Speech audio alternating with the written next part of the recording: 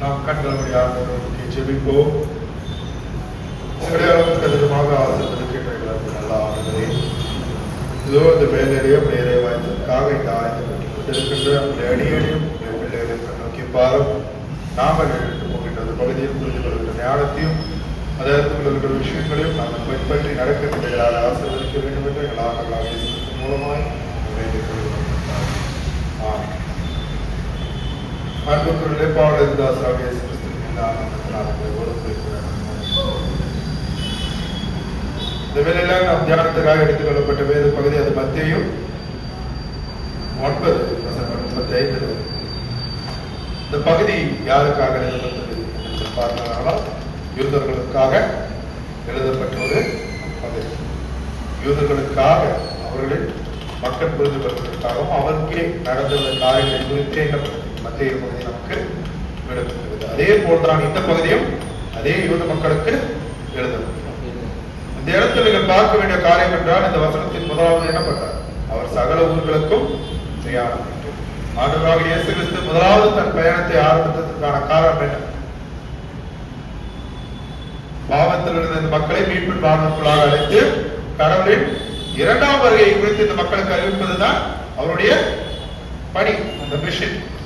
கிறிஸ்துவர்களாகிய நம்முடைய பணி என்னவென்றால் கடவுளின் வார்த்தையை அறிவிப்பது. அதே போல்தான் இது தொடக்கமாக இருக்கிற ஆண்டவராகிய இயேசு கிறிஸ்து அவரும் என்ன பண்ணுகிறார்? இந்த பணியை தான் தொடர்ந்து ஊர்களுக்கெல்லாம் சென்றாக என்ன செய்கிறார்? அவர் தொடர்ந்து ஜெபாலயங்களுக்கு கடந்து வந்து உபதேசித்து ராஜ்யங்களுக்கு என்ன சுவிசேஷத்தை அறிவிக்கின்றார். இப்படி செய்கின்ற போது அங்கே உள்ள மக்களுக்கு என்ன செய்கிறார்?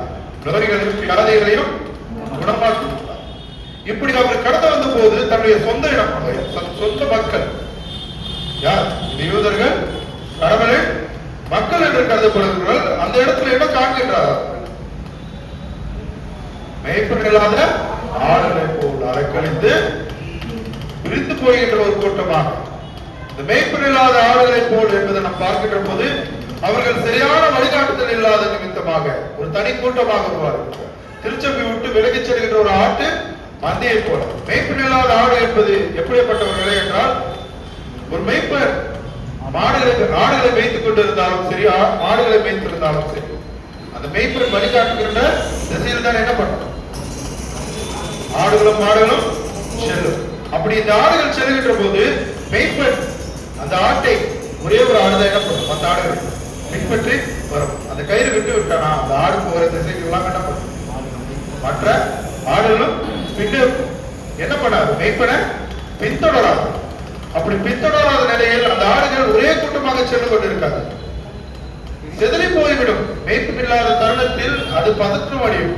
ஒரு கூட்டம் மேய்ப்பினோடு சென்று விடும், இன்னொரு கூட்டம் இன்னொரு மந்தையில் சேர்ந்து விடும், இன்னொரு கூட்டம் எந்த ஒரு மந்தையிலும் சேராமல் தனியாக தன் அழிவை நோக்கி சென்று விடுவதாக இருக்கின்றது. இந்த திருச்சபையிலும் நாம் கிறிஸ்துவின் ஆட்டுக்குட்டிகளாக இருக்கின்றோம். இப்படிப்பட்ட ஆட்டு மந்தையானது சரியான ஒரு மேய்ப்பன் இல்லாத நிலையில் என்ன ஆகும்? அது திருச்சபையானது பொறுமையாக உடையும். என்ன உடைகின்றது என்றால், அந்த இடத்தில் அவர்கள் ஏழுக்கின்ற காரியத்திற்கோ அல்லது விசுவாசிக்கின்றதற்கோ எந்த ஒரு காரியம் இல்லாத போது அவர்கள் மெதுவாக என்ன பண்ணுவார்கள்? வேற ஒரு திருச்சபைக்கு செல்லுவார்கள். எனக்கு அவர் பேசுவது பிடித்திருக்கிறது, இங்கே எனக்கு இல்லை என்பதில்லை என்று தங்களுக்குள் புதிய காலத்தை சிந்தித்துக் கொள்வார்கள். தன் குடிப்பழக்கத்து அனுமையானவர்கள் திருச்சபைக்கு வருவதில்லை. சிறிய சண்டையை நிமித்தம் சென்றவர்கள் திரும்பவும் திருச்சபைக்கு வருவதில்லை. ஏன்? மேய்ப்பன் என்ன பண்ணல? அவர்களை அழைப்பது. மேய்ப்பன் சரியாக இருந்தால் திருச்சபை விட்டு கடந்து சென்றவர்கள் என்ன பண்ணுவார்? மீண்டுமாக அந்த மந்தைக்குள்ளாக சேர்த்து கொண்டு இருப்பார். இந்த நிமித்தம் அங்கே காண்கின்றது என்ன? இந்த கிறிஸ்தவ கூட்டமானது, இந்த யூதர்கள் மேய்ப்பன் இல்லாத ஒரு நிலையில் என்ன பண்ணுகிறார்கள்? சிறிய கூட்டமாக பிரிந்து கடவுளை மறந்து வாழ்ந்தவர்களாக இருக்கிறார். அதை காணும் போது கடவுள் அவர்கள் மேல் என்ன பண்ணுகிறார்? மனமுருகி என்ன பண்ணுகிறார்? தன்னுடைய 12 சீஷர்களை மணக்கிறார். 10ஆம் அதிகாரம் 1ஆம் வசனத்தில் என்ன பண்றார்? அப்பொழுது அவர் தம்முடைய சீஷர் 12 என்ன பண்ணுகிறார்? அழைத்து அவர்கள் என்ன பண்ணுகிறார்? அவர்களுக்கு என்ன கொடுக்கிறார்? அதிகாரம் கொடுக்கிறார். என்ன அதிகாரத்தை கொடுக்கின்றார் அவர்களுக்கு? நீங்கள் போய் சகல இடத்திலும் சுவிசேஷத்தை அறிவித்து அங்கே உள்ளவர்களுக்கு என்ன பண்ணுங்க? வியாதிகளையும் நோய்களையும் குணமாக்குங்கள் என்று சொல்லி அவர்களை அனுப்புகிறார். இப்படி அவர் அனுப்புகின்ற போது அவரிடத்தில் ஒரு கட்டளை எடுக்கின்றார். கோரிக்கை அல்ல, கட்டளை வைக்கின்றார். என்ன கட்டளை? என்ன? நீங்கள் யாரிடத்தில் போகக்கூடாது? புறஜாதி இடத்திற்கோ சமரியா பட்டணத்திற்கோ போக வேண்டாம். காணாமல் போன ஆடுகள் ஆகிய இஸ்ரவேலர் மக்களிடத்தில் போங்கள் என்று சொல்கிறார்கள். இடத்தில் நீங்கள் பார்க்க வேண்டிய காரியம், நீங்கள் கிறிஸ்துவை அறியாத மக்களிடத்தில் போக முதல்ல போக சொல்லல. கிறிஸ்துவை அறிந்து விசுவாசத்தில் உள்ள இஸ்ரவேல் இடத்தில், இஸ்ரவேல் மக்கள் மீட்பின் வாழ்வை பெற்றுக்கொண்டு கடவுளின் மக்களாக கருதப்பட்டவர்கள். நாம் வாசிக்க கேட்ட பழைய ஏற்பாட்டு பகுதி யாக்கோபு, அந்த பகுதியில் பார்த்தீர்களானால் யார் அவர்கள்? எகிப்து தேசத்தில் இருந்து அழைக்க வரப்பட்டவர்கள். அந்த இடத்தில் மோசேவை கடவுள் மலைக்கு அழைக்கின்றார். அழைத்து என்ன கூறுகிறார்? அவரிடத்தில் நான் சொல்லுவதை அவரிடத்தில் போய் அறிவி. அவருக்கும் ஒரு கட்டளை கொடுக்கின்றார். அந்த இடத்தில் என்ன சொல்கிறார்? எதை குறுக்கிடுகின்றார்? 5வது 4வது வசனம் வாசிங்கள்.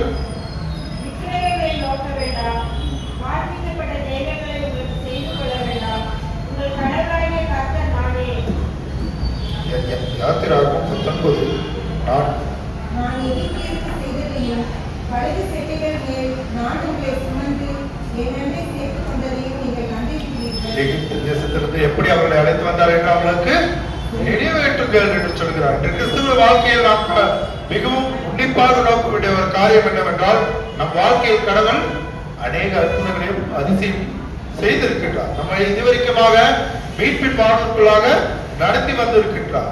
உலகப்புறமான காரியத்தில் இன்று நம்மளோடு பழகி பேசிக் கொண்டிருந்த ஒருவர் நாளை நம்மளோடு இருப்பாரா என்று எந்த ஒரு நிச்சயம் இல்லை.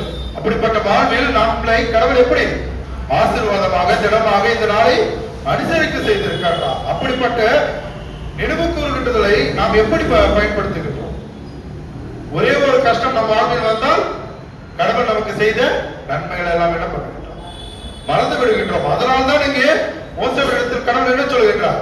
நீ போய் அவர்களுக்கு நினைவூட்டு, தான் செய்தவற்றை தன் கழுகில் இருகள் மேல் எப்படி அவர்களை அமர வைத்து அழைத்து வந்தேன் என்று. கோழி தன் குஞ்சுகளை எப்படி சிறுகளால் மூடி பாதுகாத்ததோ அப்படி நான் உங்களை பெருமி பாதுகாத்து எங்கே இருந்து எகிப்து தேசத்தில் இருந்து உங்களை அழைத்து வந்தேன். இதை நீங்கள் என்ன பண்ணுங்க? நினைவு கூறுங்கள். என் வார்த்தைகளை நீங்கள் பின்பற்ற வேண்டுங்கள், என்னுடைய மக்கள் என்று அவர் கருதுகிறார். அதே பகுதியில் நீங்கள் பார்த்தீங்கன்னா 5வது வசனம் அப்படியே தொடர்ந்து வாசிங்க.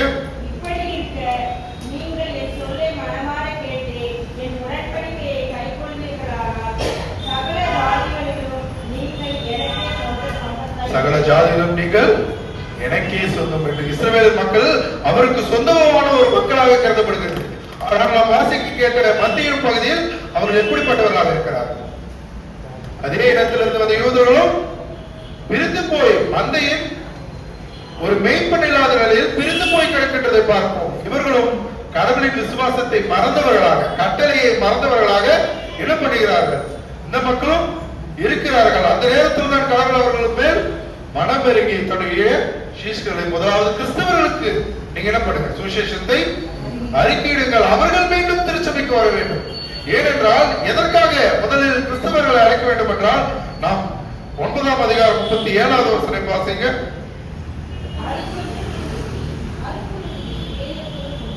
அறுப்பு மிகுதி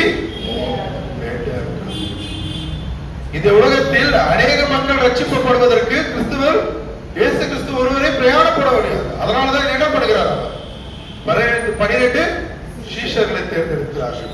இவர் ஒரு தொடக்கத்தை தொடங்குகிறார். இவர் 12 சீஷர்களை ஏறெடுக்கின்ற போது அந்த சீஷர்களும் என்ன பண்ணுவார்கள்? புதிதாக ஒரு சீஷர்களை உருவாக்க வேண்டும். அப்படி உருவாக்க வேண்டும் என்றால் அவர்கள் யார் இடத்திலிருந்து வர வேண்டும்? கிறிஸ்துவர்களாக இருக்க வேண்டும். ரட்சிப்பின் வாழ்வை பெற்றுக் கொண்டவர்கள் கடவுளை ஏற்றுக்கொண்டு அந்த மந்தையில் சேர்ந்த போது அவன் என்னவாக வேண்டும்? மேய்ப்பனாக மாற வேண்டும். அதற்கான அழைப்பில் தான் இங்கே கடவுள் நம்மை அழைக்கின்றார். நாம் கிறிஸ்துவின் வாழ்க்கையை பெற்றுக் கொண்டோம் என்றால், நாம் கிறிஸ்துவை ஏற்றுக்கொண்டு விசுவாசிக்கின்றோம் என்றால், நாமும் என்ன பண்ணணும்? ஒரு மேய்ப்பனாக மாற வேண்டும். இந்த இடத்தில் அந்த தொலைந்து போன ஆடுகளை எப்படி கடவுள் மீண்டுமாக தன்னுடைய சீஷர்கள் மூலமாக அவர் சேர்க்கின்றாரோ, அதே போல் நாமும் கடவுளை அறியாத மக்களிடத்தில் நாம் சென்று அறிக்கையிட வேண்டும். நாம் வாசிக்க கேட்ட நிருப பகுதி நமக்கு என்ன குறிப்பிடுகிறது? அவர் யார் என்று அவ்விசுவாசிகளுக்காக மரித்தவர் என்று குறிப்பிடுகின்றார். 7வது வசனம் நீங்க வாசித்து பாருங்க. 6வது வசனம்.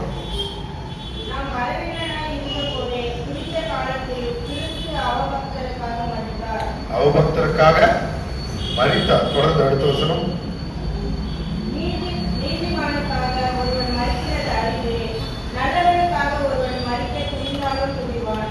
நாம் பாவிகளாக இருந்தபோதே கிறிஸ்து நமக்காக மரித்ததினால் நாம் பாவிகளாக இருந்தபோது கிறிஸ்து நமக்காக மரித்தார். இந்த இடத்தில் பார்க்கிறனால் கடவுள் பாவிகளுக்காக மட்டுமல்ல, விசுவாசிகளுக்காகவும் மரித்தவராக இருக்கிறார். கிறிஸ்தவராகிய நாம் எப்படிப்பட்ட ஆடுகளாக இருக்கிறோம்? இன்று நாம் மந்தையை விட்டு தனியாக செல்கின்ற ஒரு கூட்டமாகவா, அல்லது மெய்ப்பனை பின்பற்றி நடக்கின்ற ஒரு பிள்ளைகளாக இருக்கின்றோமா? இன்று நீங்கள் மெய்ப்பனை பின்பற்றி நடக்கின்ற பிள்ளைகளாக இருக்கிறீர்கள் என்றால் நீங்கள் எப்படிப்பட்ட ஒரு வாழ்க்கையை வாழ்ந்து கொண்டிருக்கிறீர்கள்? கிறிஸ்துவை அறியாத மக்களிடத்தில் எத்தனை பேர் கிறிஸ்துவை அறிவித்திருக்கின்றனர்? நான் பெற்ற இந்த ரட்சிப்பின் வாழ்வை கிறிஸ்துவை அறியாத மக்களுக்கு எத்தனை பேருக்கு அறிவித்துக் கொண்டிருக்கின்றோம்? நாம் எந்த ஒரு மெய்ப்பனை பின்பற்றிக் கொண்டிருக்கின்றோம்? என்னுடைய வாழ்க்கையில் நான் மட்டும் சந்தோஷமாக இருந்தால் சரி. அந்த போதர் சொல்லுகின்ற வார்த்தை அல்லது தொலைக்காட்சியில் சொல்லுகின்ற செய்தியை நான் கேட்கின்ற போது அவர்கள் கடைசியாக தன்னுடைய சுயநலத்திற்காக மாறுகின்றார்கள். அப்படிப்பட்டவர்களை விசுவாசிப்பதை பார்க்கிறோம். நீங்கள் அதை கேட்ட மனத்தை எத்தனை பேருக்கு அறிவிக்கின்றீர்கள்? நான் உண்மையான கிறிஸ்தவன், நான் கடவுளை பின்பற்றி நடக்கின்ற பிள்ளையாக இருக்கிறேன் என்று நீங்கள் மந்தையை மீண்டும் சேர்க்கின்றவர்களாக, பிரிக்கின்றவர்களாக அல்ல, சேர்க்கின்றவர்களாக கிறிஸ்துவை நோக்கி நீங்கள் கடந்து வர வேண்டும். அதுதான் இங்கே கடவுள் எழுப்புகின்றார். இந்த திருச்சபையை வெவ்வேறு வளர்ச்சி பாதையில் நடத்த போதகர் ஒருவரே செயல்பட வேண்டும் என்று எந்த ஒரு இல்லை. யார்? மக்களாகிய நீங்கள் ஒவ்வொருவரும் புதிய ஒரு ஆவியை இந்த திருச்சபையில் சேர்க்க வேண்டும். அதற்காக தான் கடவுள் அழைக்கின்றார். இந்த இடத்தில் அறுப்பு மிகுதியாக உள்ளது. வேலையாட்கள் தான் என்னவா குறைச்சல். இன்று நாம் லுத்தர் திருச்சபையில் அநேக திருச்சபைகளுக்கு போதகர் இல்லாத, அப்போது நாம் புதிய போதகர்களை உருவாக்க, புதிய மெய்ப்பனை நாம் என்ன பண்ண வேண்டும்? உருவாக்க வேண்டும். அப்படிப்பட்ட ஒரு ஆசீர்வாதத்தை இந்த திருச்சபையில் கடவுள் நமக்கு அளிக்க நாம் யாரும் ஆண்டவரை நோக்கி ஜெபிப்போம். நம் கண்களுடைய ஆண்டவரை நோக்கி ஜெபிப்போம். துதியின் மத்தியில் வாசம் செய்கிற எங்கள் அன்பை நிறைந்த நல்ல ஆண்டவரே, எங்களை இதுவரைக்குமாக ஆசீர்வாதத்தில் நடத்த இந்த கிருபைகளுக்கு நன்றி செலுத்தி, இந்த திருச்சபை நூற்றாண்டை கடந்து புதிய தலைமுறைகளுக்கெல்லாம் கடந்து சென்ற நீ கிருபை செய்ததற்காக நன்றி செலுத்துகிறோம். நாங்கள் எடுத்த ஒவ்வொரு காரியத்திலும், அதே போல திருச்சபை பொறுப்பாளர்கள் புதிதாக எடுக்கின்ற ஒவ்வொரு காரியத்திலும் அநேக ஆத்துமாக்களை ரட்சிக்கவும் யாரத்திற்கு கடந்து வந்து உடைய வேத வாக்கியங்களை பின்பற்றி நடக்கின்ற பிள்ளைகளாக நீர் எங்களை பயன்படுத்த வாய்ப்பு கொடுக்கிறோம். நாங்கள் மேய்ப்பனில்லாத மந்தைகளாக இருந்தாலும் நாங்களே மேய்ப்பலாக மாறி உம்முடைய மந்தையை சேர்த்து உம்முடைய ராஜ்யத்திற்காக அவர்களை வரவேற்க எங்களுக்கு திரும்பி சேர்ந்த வாய்ப்பு கொடுக்கிறோம். இந்த வேலையிலே நம்ம விசுவாசத்தோடும் எங்களுக்காக நீர் செய்த தியாகத்திற்காகவும் நாங்களும் உண்மை பின்பற்றி தியாகங்களை செய்கின்ற பிள்ளைகளாக ஆசீர்வதிக்க வாய்ப்பு கொடுக்கிறோம். இந்த வேலையிலே நாங்கள் எடுத்த செய்திகளை பின்பற்றி நடக்கின்ற பிள்ளைகளாக நீர் எங்களை ஆசீர்வதித்து நடத்த வேண்டும் என்று எங்களால் மூலமாக